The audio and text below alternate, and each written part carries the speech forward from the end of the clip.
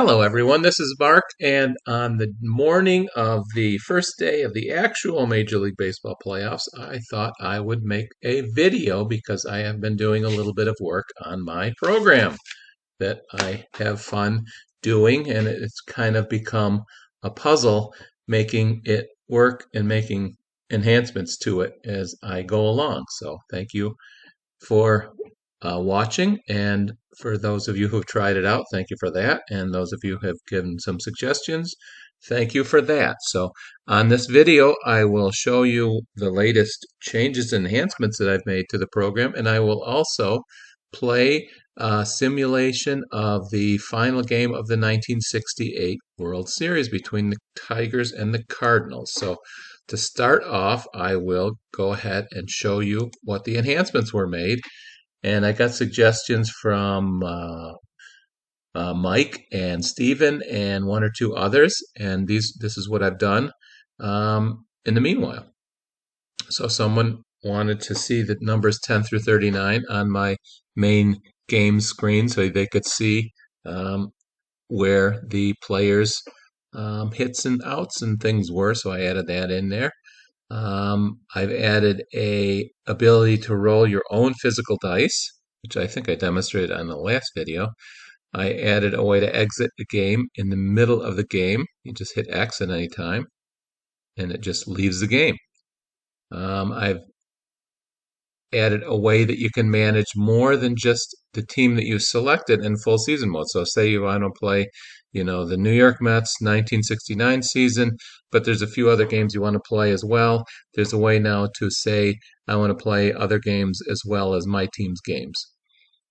For all-time All-Star Baseball full season, it has built into it some lineups that I created and the pitching rotation that I created. But if someone wants to play a full season for one of those teams and have the computer play all the other games, I have made a way so that you can change the lineup and the pitchers for any game for your own team and play the season that way. Also, someone said, how about ability to play World Series or a short playoff series? So I added that ability. So you can now play a small, short season. You can play the full season for one team. You can have the computer play the whole season for all the teams, or you can play one game at a time. So lots of ways of playing this game. Someone said, why don't you make the sounds optional? So I added sounds. There's cheering for home runs and runs scored, and there's dice roll sounds. So those are in there, but you don't have to listen to them if you don't want to. You can say, I want sounds or I don't want sounds. And then also some of the baseball stadium pictures make it hard to see the statistics for the batter that get displayed. So I've went through and found the stadiums that need some updating, and I made those stats yellow in some stadiums and left them black in the ones where you could see them. And I'm still trying to figure out how to do a spectator mode where the game kind of slowly plays along by itself and you can watch. And double switch is a problem I've been working on. I actually got it to work, but the way my game is architected, it assumes that the pitcher is in the number 9 spot. So when you switch him out of the number 9 spot and then you want to go change the defense around or do a relief pitcher or pinch hit for him in a different position, it just doesn't it doesn't work because it expects the pitcher to be in a number 9 spot. So I haven't been able to do that yet. So that being said, I will go ahead and show you one thing you can do, the changing of the lineups and pitchers for all-time All-Star full season. So I picked all-time All-Star baseball. I will say I want to play a full season. So season play is Q. W is a series. That's the new one down at the bottom. So I hit Q. Let's say I want to play the full season for the New York Giants. I said them. Now here's where it says, do you want to play other games than just your team? So I'll say yes, so I can show you how that works. So here's the first game of the schedule. Someone asked what the schedule is I used for this all-time baseball season in 1950 Major League schedule. So that's the schedule of games that it plays. So the first game in 1950 was the Cubs at the Reds. And now it asks me, do I want to play it automatically? Do I want to manage the Cubs or manage the Reds or manage both? I will say play it automatically. And when I'm in mode, it pauses and lets me look at each game in a little more detail. So here's the game with the Cubs. the Cubs lineup. Here's the Reds lineup. Here's the pitching that happened. Here's the Reds pitching. And now I'm to the second game, which happens to be a Giants game. So I will say, yes, I want to play it right now. So it tells me it's the Dodgers at the Giants. Now here's the first new enhancement. It says, here are the starting pitchers that come from my rotation. So Christy Mathewson's the Giants pitcher, so you can change that. So if I say, yes, I want to change the pitcher, then I get all the Giants pitchers, and I can say, well, instead of Christy Mathewson's, I'd like to see Gaylord Perry. So I'll pick 8. So now Gaylord Perry is my starting pitcher, and I'll say that's what I like. I won't want to change it. So here is the Brooklyn Dodgers starting lineup from my lineups that it picks out of. And then here's the Giants starting lineup that it picked out for me. And I will say I don't like that lineup. I don't make my own lineup, so I hit yes to that. Now I can hit 55 and it'll just pick out one of my 10 lineups against the right-handed or left-handed pitcher that I have built in here, or I can go ahead and put in whatever lineup I want. So I'll just throw in a lineup to show you how. Let's say George Davis is going to lead off and play shortstop. Bobby Bonds can play right field. Orlando Cepeda at first base. Cleanup will be Willie McCovey in left field. Willie Mays will bat fifth and center field. The catcher will bat next. Let's put Chief Myers in a catcher. Second baseman and third baseman are left, so let's do third baseman will be Mel Ott. And second baseman will be Larry Doyle. So there's my team right there that I just put in myself. And I will say I don't want to change the lineup anymore, so hit no there. Now here's where you can say you want sounds or no sounds. So I will say for this short demonstration, I'll just say I want to see the dice roll and hear the sounds. So here I go. So there is Polo Grounds, and this is one of the fields where the black stats didn't look too good, so it changed it to show you yellow stats. So there's the first batter of the game, and you can start playing through the game. There's the pitcher's roll, and you can see it's highlighted on the pitcher's line, which is the top color line up there, and the batter against a right-handed pitcher is the second line, and there's all the numbers in between. So a 30 is a green box for Gaylord Perry, which means the batter needs to roll the dice, so I will go ahead and do that. And Jackie Robinson rolls a 31, which is a base hit. So Jackie goes to first base, and there he sits up at first base, and the next batter comes up. Now I will show you how you exit a game in the middle of a game. All you do is hit X, and it takes you right out of the game. So that is all-time All-Star Baseball and the changes I made so you can put your own lineups in when you're playing a full season for your selected team. I will exit the program now, and I will start it back up so I can go to 1968. But before I do that, I will show you the game that I'm going to play, and here it is. 1968 Game 7, Tigers at Cardinals. Tigers won 4-1 and became world champions. There's the Tigers starting lineup there. Not many changes by the managers here. The only change here was Tracewski ran for Horton in the ninth inning, and then Ray Oyler came in and took over shortstop, and Stanley moved out to the outfield. And then here is the lineup for the Cardinals. The only pinch hitter they used the whole game was Phil Gagliano pinch hitting for Del Maxwell. And that was the eighth inning, and then Schofield went in for him. So that's a pretty easy game to replay. So I'll go back to my game, and I will say I want 1968. And you can see there's a series already in progress. And by the way, I played the whole season, let the game play the whole season, and hear what the results were.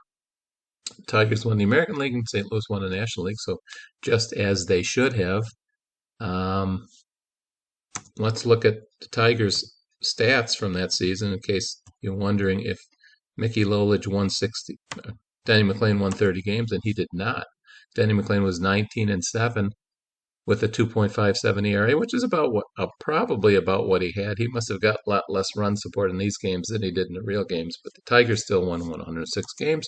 So I will back out, and I will say series play, which you can see is a W from the yellow. So I hit series play. I will say continue playing the series, and it tells me that this is a series between St. Louis and Detroit. And the series is currently tied 3-3. And the next game is Detroit at St. Louis, and do you want to play it? And I will say yes. Now, in this series, I could set up, I want to manage one team or the other team or both teams, but I set this one to manage both teams because I have to have the exact lineups and do the same thing as what really happened. So the starting pitcher for the Tigers was Mickey Lolich against Bob Gibson. So that's correct. Now the starting lineup for the Tigers was Dick McAuliffe at second base, Mickey Stanley at shortstop, Al Kaline in right field, Storm and Norm Cash at first base, Willie Horton in left field, Jim Northrup in center field, who by the way had the key hit a triple, Bill Freehan was the catcher, and Don Wirt was the third baseman. So there was the starting order, Game 7, 1968, Game 7 for the Tigers. I will say yes. And the lineup for the St. Louis Cardinals was Lou Brock leading off, Julian Javier batted second and played second base, Curt Flood batted third and played center field, Orlando Cepeda batted fourth, Mike Shannon batted fifth, Tim McCarver, famous sportscaster, batted sixth, Roger Maris, home run king, batted seventh, and Del Maxwell, the shortstop, batted eighth. So there's the Cardinal starting lineup for this game, as it was in real life. In this one, I will say I want to watch the dice, but I don't want the sound. So you can see here's the choices. See the dice, no sound. See the dice with sounds, no sounds. Don't see the dice, don't hear sounds. Roll your own dice with sounds and roll your own dice without sounds. So I will say I want to see the dice but not hear the sound. So that's 2. So here we go. Here we go. And there's the Cardinal ballpark because Game 7 was a home game for St. Louis. There's Gibson against McAuliffe, so we'll just get started. A 34 for Gibson is nothing. A 26 for McAuliffe is a fly out. Gibson's got a pretty good line there. 10 is not a defensive out. 28 is a fly out for Mickey Stanley. K-line comes up. A 14 is not a defensive out. And there's a single. Let's look at the defensive outs. Here's the defense for the Cardinals. To find out what the defense is out, I have to say, yes, I want to make a change. So their rating is only 16, so their defense wasn't that great. Only if a 12 rolls is when they get a defensive out. And by the way, these teams were built by Steve Etzel's program, and Merv Pate gave them to me in my format that I needed to be able to make it work in this game. So thank you to those two guys. Here's Norm Cash with a runner on. He grounds out. 23 for Gibson is a ground out, so Storm and Norm doesn't even get to roll the dice. So here we go to the bottom of the first. Lou Brock walks. Julian Javier. It's a 16 for Lolich, and a 37 is a single. They got 2 runners on. They didn't score any runs until late in the game, so if they score here, it would be different than the real life. There's a ground out from Curt Flood, runners on second and third. Cepeda up. 35. Cepeda grounded out hard, and too hard for Brock to score because the double play, no one gets to advance from third base. A double play in SI game, that is. There's no double play because there's no one in first base. So here's 2 outs and Shannon, 25. Shannon rolls a 10 and knocks both those runs in. So Cardinals jump ahead 2-0 in the first inning. McCarver comes up, and McCarver grounds out to end the inning. So the real game, Tigers won 4-1. So Cardinals scored more runs in the first inning of this simulation than they did the whole game against Mickey Lolich. 34 from Gibson. A 12 is a fly out for Horton. Here comes Northrup, 34 again, and then Northrup gets a 12 in singles. Here comes Big Bill Freehan. He pops out as a 16 from Gibson as an out. You can see it. You can see the yellow box on the Gibson's line up there around the red F. Here comes Don Wirt, 35 is nothing, and then Don Wirt, 34 is a fly out, or a pop out, I call it, because nobody advances. Here we go, bottom of the second. A 13 from Lolich, and a 23 from Roger Maris is a single. Let's look at the Detroit Tigers defense. And we'll say yes, so I can see the total. So their defense is a little better. Total rating is 28. Defensive outs for Mickey Lolich is 11 and 12. I won't make any changes. We'll pitch to Maxwell at 27 is nothing. They are getting a lot of hits here. A 26 for Maxwell is a single. Maris goes to second with nobody out. 2 runners on. Here comes Gibson. Gibson will lay down a bunt. Pitchers usually bunt, so I hit B. He's a good bunter because he's got a plus by his name, by home plate. And he rolls a 23, and you can see there's a 23. There's the bunt chart for a good bunter. Top number is 10, bottom is 39. So a 23 is circled in yellow, and it's a fielder's choice, which means it's a successful bunt, and also Gibson gets on base. So this might become an insurmountable lead if they score. Here we go. A ground-out double play in Sports Illustrated Baseball with bases loaded. It means that the defensive manager gets to pick whether there's a double play and the run scores, or whether we put the runner out at first and there's no score and the runners, or put the runner out at home and there's 1 out and the runners continue to be bases loaded. So I'm going to pick B. I don't want any more runs. So we made an out at the plate. Maris is out. Bases are loaded. Javier comes up. 34 is nothing. Javier grows to 35, which is a ground out with a star. That means the runners advance 1 base. Here comes Curt Flood with second and third and 2 outs. 25 is nothing from Lolich. 35 is a ground out, so they get another run. So it's 3-0. Mickey Lolich leads off. 36. He grounds out. McAuliffe, 35 to him, and a 37 is a single. Dick McAuliffe's on first base. Stanley comes up. All right, there's a walk from Bob Gibson. Bob Gibson's walks, you can see, are 28 to 30. And he rolled a 30, so that's a walk. 2 runners on, 1 out. Al Kaline comes up. 25 is nothing from Gibson. 24, unfortunately for Kaline, is a pop-out. 2 outs. Cash comes up, and a 22 from Gibson is a pop-out on his card. So Cash, once again, does not get to roll the dice. Here we go, bottom of the third, 3-0 Cardinals. I'll speed it up a little bit so you don't have to listen to me talk too much. There's a defensive play. Remember, 11 and 12 are the Tigers, and this is an 11. So Shannon is out on a great defensive play by the Tigers. Here comes McCarver. A 28 and a 32 is a fly out for him. Top of the fourth, Willie Horton comes up for the Tigers. A 32 is nothing, and he strikes out with a 15. Northrup, a 22. And he was out on a fly out from Gibson's card. Here comes Freehan. 37 is nothing. Or 36, I'm sorry, is nothing from Gibson. And a 35 is an out for Freehan. Roger Maris leads off with a strikeout on his 24.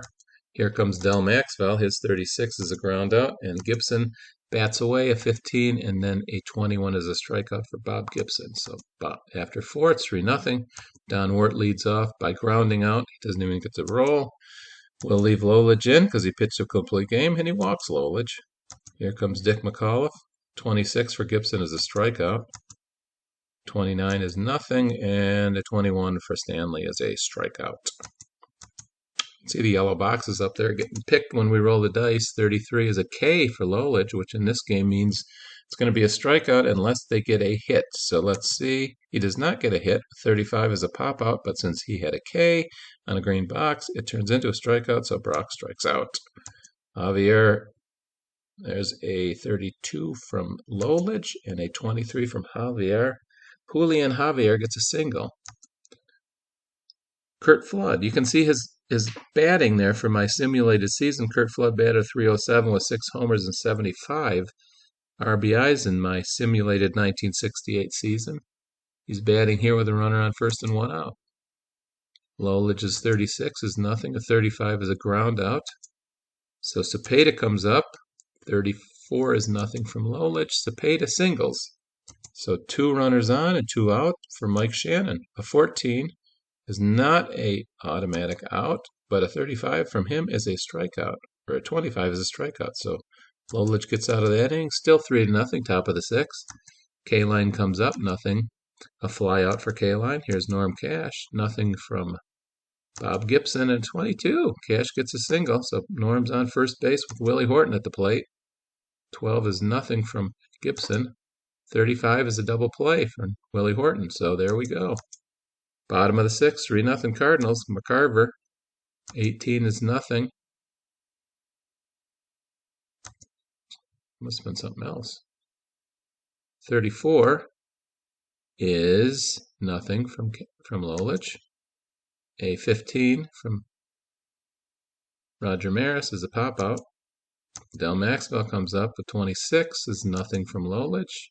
23, Maxwell gets a single. 2 runners on. We'll have Gibson bunt again. There's his line. We roll a 33, and for a good bunter, a 33 is an error. So Tigers are not doing well on these bunts.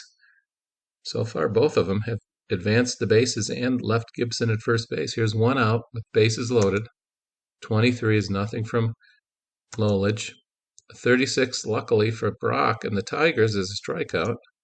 Here's Javier with the bases also loaded. A 13 is nothing. We just missed our number, but a 35 is a ground out. So Lolich pitches out of a bases loaded with 1 out jam.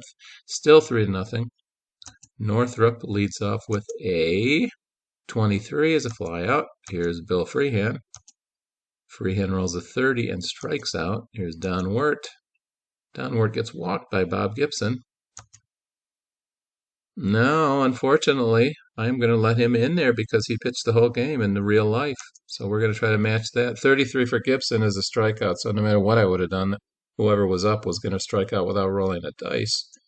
Bottom of the seventh, Kurt Flood. 35 from Gibson. 34 for Flood is a ground out. Cepeda, 26 from Lolich. 22 from Cepeda is a ground out. Here's Mike Shannon, 24, and 20 is a fly out. So we are now in the top of the 8th inning. The Tigers are down to 6 outs, still down 3-0 to Bob Gibson. 31, nothing from Gibson. 33 is a ground out from McAuliffe. Here's Mickey Stanley. Mickey Stanley gets double with an 18. So Mickey Stanley's on second with 1 out. Here comes Al Kaline. Nothing pitch. Al Kaline rolls a 13 and draws a walk. First and second, Norm Cash could do some damage here. What's Norm need? Let's look at his line. He needs a 37 or a 12 to tie the game. And he gets a 15 and strikes out. All right, Willie Horton up. Willie needs a 25. That's a pretty easily rolled number. Let's see if he can do it. And he cannot. He rolls a 33 and flies out. Bottom of the 8th, McCarver flies out. Roger Maris gets walked by Lolich. 28 from Lolich and a 28 for Maxwell is an error. 2 runners on. They've got a lot of runners in this game. Gibson, once again, he'll bunt. And this time he just successfully sacrifices but makes an out. That's the first time the Tigers got the bunter out. Second and third, 2 outs. 38. Oh, that's a bad time to roll the 38. That's a pitcher's X chart, and it pops up on the right. And the blue box tells me I got to roll the dice for the pitcher's X chart. Right now I'm hoping for a hit by pitch. Everything else will be a run scored. And it is. I rolled a 30, and you can see a hit by pitch is right there on the 30 on that line on the left. So Brock goes to first, no runner score. 24 is nothing. And a 35 is a ground out. So luckily we hit Brock instead of throwing a wild pitch. And Javier made the 3rd out. So here we are, top of the 9th inning. Tigers need to do something here. 36 is nothing. There's a ground out. Here comes Bill Freehan, 24. He flies out. Last chance, Don Wirt, 35. He grounds out. Bob Gibson. Look at Bob Gibson, a 3-0 win. 5-hitter. There's the final stats. Gibson is the winner. Lolich is the loser. There's the Tigers hitting. Only 1 extra base hit and 4 singles. Nobody had more than 1 hit. There's the Cardinals. Javier had 2 hits, and so did Maxwell. 2 RBIs by Mike Shannon, 1 by Javier. There's the pitching line. Lolich, 8 innings, 3 runs. Gibson, 9 innings, 0 runs, 6 strikeouts. He did walk 4 batters. And after you look at the stats, it tells you where you are in the series. And In this case, it told us that St. Louis has won the series. When I play a series in this game, it assumes it's a 7-game series. So it's going to play out until someone wins 4 games. In this case, the Cardinals won 4 and Tigers won 3. So that's the end of that. It now says that there's no series underway. So let me show you how you start a series.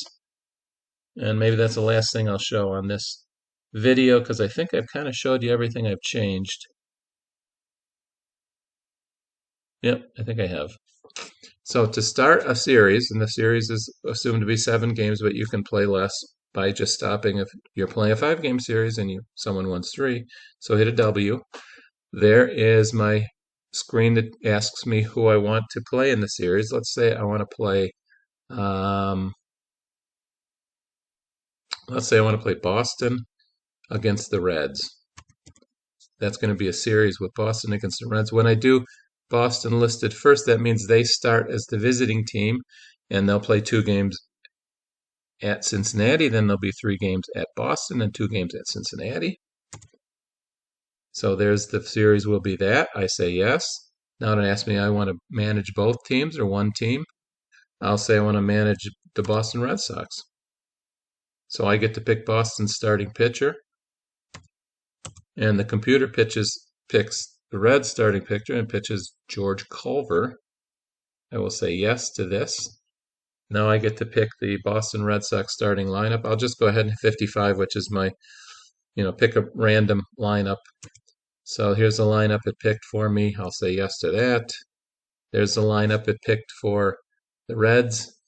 I don't have any choice on that because I'm only managing the Red Sox. Now I get to choose whether I want to hear sounds again. I will go ahead. I'll say I want to see sounds and see dice and see sounds. And so here we go. This is 1968, so as you can see, there's no Riverfront Stadium. This is Crossley Field, and you can see the beginning of the game. So I could just start playing the game like that. You can hear the sound. It tartables out. Now I can hit X, and it ends. It tells me the series is in progress. So I can't do anything other than play the series or end the series. So that's all I have to show you for today. Hopefully some of this was interesting. Once again, I will put the updated files out on the Dropbox if someone wants to try out this game for the first time or get the latest file with the latest updates. They will be out there, and the link will be in the comments here, and also I will put it in our Facebook page for SI Baseball lovers. So talk to you later, and hope you all have a wonderful day.